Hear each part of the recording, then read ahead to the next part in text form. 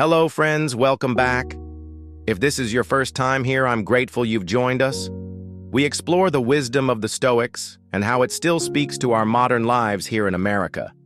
If you find this reflection meaningful, I'd ask you to like this video, subscribe, and share it not because of numbers, but because we are building a quiet corner of the internet where wisdom matters more than noise. Now let me begin with a picture. It's a Sunday afternoon in Ohio. The air is cold, the leaves are gone, and the house feels too quiet.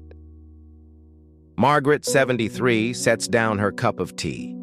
Across the room, the armchair where her husband used to sit is empty. The television flickers, but she isn't watching. Her phone buzzes a photo from her granddaughter smiling with friends. She smiles back, but the smile fades. When the house returns to silence, it feels more like an emptiness than a comfort. That is loneliness. But let's shift the scene. Another Sunday, another house. This one belongs to Joseph, 78, a retired teacher in Oregon. He sits at his desk with the window open, listening to the rain. The phone is quiet too, but Joseph doesn't mind. He is reading Marcus Aurelius, underlining lines he's read a dozen times. When the room grows silent, he feels held by it. The silence is not emptiness, but fullness. That is solitude. Do you see the difference? Same silence, different experience. One drains, one nourishes. One isolates, the other strengthens. The Stoics knew this tension well. Marcus Aurelius wrote, "Nowhere you can go is more peaceful, more free of interruptions than your own soul. Retreat into it." For him, solitude was not abandonment, but a retreat into strength. Yet for many today, especially older Americans, silence feels like exile. Friends pass away. Children move across the country. The once busy house grows quiet, and that quiet hurts. So the question is this: how can we transform loneliness into solitude? How do we learn, as the Stoics did, to be alone without being broken? I remember a man in Florida who told me, "When my wife died, I thought silence would kill me. Then I discovered it could also heal me. It depended on how I met it." This is the heart of our reflection today. Loneliness is the absence of connection. Solitude is the presence of self. And the line between them is not always clear. But Stoic wisdom offers us a way to cross that line from emptiness into fullness, from silence that wounds into silence that strengthens. Margaret, the widow in Ohio, once told me, "The evenings are the hardest." Morning still has chores, errands, people at the grocery store who smile and say hello. But when the sun sets and the house goes dark, it feels like the walls are pressing in. That's the cruel thing about loneliness. It sharpens when the world grows quiet. Noise used to mean children running through hallways, a partner humming in the kitchen, phones ringing, doors opening and closing. Now silence feels like absence, like something has been stolen.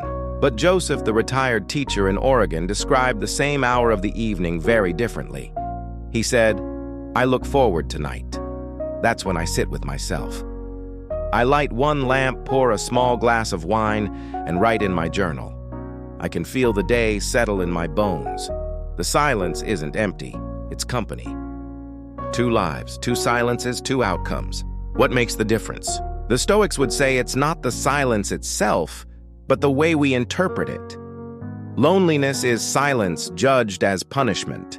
Solitude is silence embraced as freedom.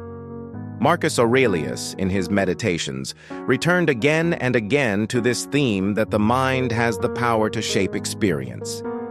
"If you are pained by external things," he wrote, "it is not they that disturb you, but your own judgment of them. And it is in your power to wipe out that judgment now." Think about that. The walls of your home do not change. The phone may ring or not. But the story you tell yourself about that quiet changes everything. I once visited a man in Arizona, a veteran living alone. His children had scattered across the country. He showed me his backyard where he had built a small stone bench under a mesquite tree. "I sit here every morning," he said, "and I pretend Marcus is sitting next to me.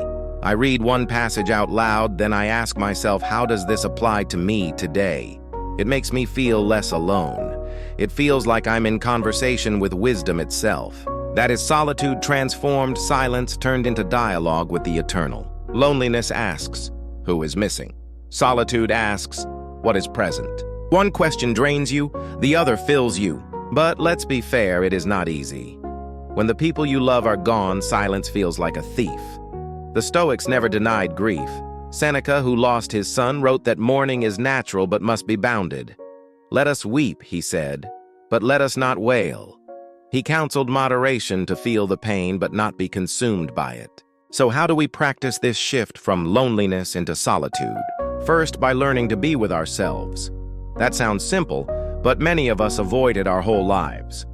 We fill every gap with noise, the television left on the radio humming the constant scroll of phones. We run from silence because silence reveals us to ourselves. Yet Marcus insisted that the most sacred retreat is into your own soul. He was emperor of Rome, surrounded always by people, politics, armies, yet he carved out solitude in his journal with nothing but ink and his own thoughts. You and I can do the same. Journaling, walking without headphones, sitting with tea, noticing the rhythm of breath. These are not small acts. They are training in solitude. Second, we can change the story. Instead of saying I am alone because no one cares, we can say I am alone, and this is my chance to care for myself. Loneliness makes you a victim of circumstance. Solitude makes you the author of your time. I once counseled a woman in her 70s who dreaded weekends because her children rarely visited. We talked about reframing. Instead of waiting by the phone, she began treating Saturdays as her sacred solitude. She would read, paint, and walk. She said, "Now when the kids do call, it feels like a gift, not a rescue. I no longer live starved for their presence. I live nourished in my own." That's Stoic independence, not rejecting others, but not collapsing when they are absent. Third, we remember connection beyond the immediate. The Stoics believed in the brotherhood of all mankind, that we are all sparks of the same divine fire. Marcus wrote, "Constantly think of the universe as one living being with a single body and a single soul, and how all things have reference to one perception, the perception of this one living being. When you sit alone in your home, you are still part of that body. The silence is not exile, but a chance to sense the larger unity. Some find that in prayer, some in nature, some in the pages of a book. But however you find it, the shift is the same. You are never fully alone if you belong to the whole." Let me pause and ask you, do you feel more like Margaret or Joseph these days? Does your silence drain or restore? The answer matters, because how you shape silence will shape your peace. I think of another man I once met in Minnesota. His name was Carl, a widower, who had spent most of his career as a truck driver. After retirement, the days stretched long. The television was always on, though he wasn't really watching. "It keeps me company," he admitted. But one day, during a storm, the power went out. The house was silent. At first, panic rose in him. The silence was suffocating. But then, with nothing else to do, he sat by the window and just watched the snow fall. Minutes turned into an hour. For the first time in years, he realized the silence wasn't his enemy. He told me later, I didn't know I could actually like it. That small shift marked the beginning of his journey from loneliness into solitude. The Stoics would call this a change of perception. Epictetus insisted that events themselves are neutral. It is our opinion about them that wounds or frees us. Silence, too, is neutral. It is our interpretation, abandonment, or retreat that determines whether we suffer or grow. And yet there's a danger here. Solitude is not automatic. Left unattended, solitude can tip into isolation, and isolation can corrode the soul. The Stoics knew this balance. They never praised the hermit who cut himself off entirely. They urged engagement with the world, but without dependence. Marcus Aurelius fought wars, ruled an empire, raised children, all while practicing inner solitude. Seneca wrote letters to friends constantly, not because he was needy, but because he saw friendship as mutual nourishment. Solitude was a discipline, not an escape. So how do we practice solitude in a way that nourishes rather than withers? One answer is ritual. The mind responds to structure. When silence arrives without warning, it can feel like a void. but when you enter it intentionally with a small ritual, it transforms into sanctuary. Joseph, the retired teacher, had his evening lamp and journal. The veteran in Arizona had his stone bench. Margaret, over time, found her ritual too. She began walking each evening, whispering a line of Marcus to herself. That walk became her bridge from loneliness into solitude. Another answer is purpose. Solitude without purpose decays into brooding. Solitude with purpose matures into wisdom. Seneca put it clearly: associate with people who are likely to improve you. Welcome those whom you are capable of improving. But when alone, he added, commune with yourself. Purpose turns silence into dialogue with your own soul, with the universe, with God, if you believe. One woman I knew in California began tending a small garden after her husband passed. At first, it was only to pass the hours, but soon the garden became her daily ritual of solitude. She said, "It's like I'm in conversation with life itself. The plants listen. They don't talk back, but they teach me patience." This is what the Stoics called aligning with nature. In silence, in solitude, you rediscover that you are part of something larger. Now, I know some of you may say that sounds fine in theory, but when the night is long and the phone doesn't ring, all the philosophy in the world feels thin. And you're right, loneliness aches. No quote removes that ache in an instant. The Stoics never promised easy comfort. What they offered was endurance and transformation. They taught that you are stronger than you think, that within you is an inner citadel, a fortress that no loss, no absence, no silence can breach unless you open the gates. Solitude is the practice of strengthening those gates not against love but against despair. Think of Marcus again, riding alone in his tent while war raged outside. He was emperor, but he was also just a man sitting in silence trying to remind himself of what he could and could not control. His solitude did not make him less of a leader. It made him more. And you sitting alone in your kitchen or in your chair at night, you are not abandoned. You are practicing the same discipline. So I ask you, when the silence comes, do you meet it as Margaret once did, with dread, or do you meet it as Joseph, with a lamp, a book, a journal, a sense of presence? The choice is yours.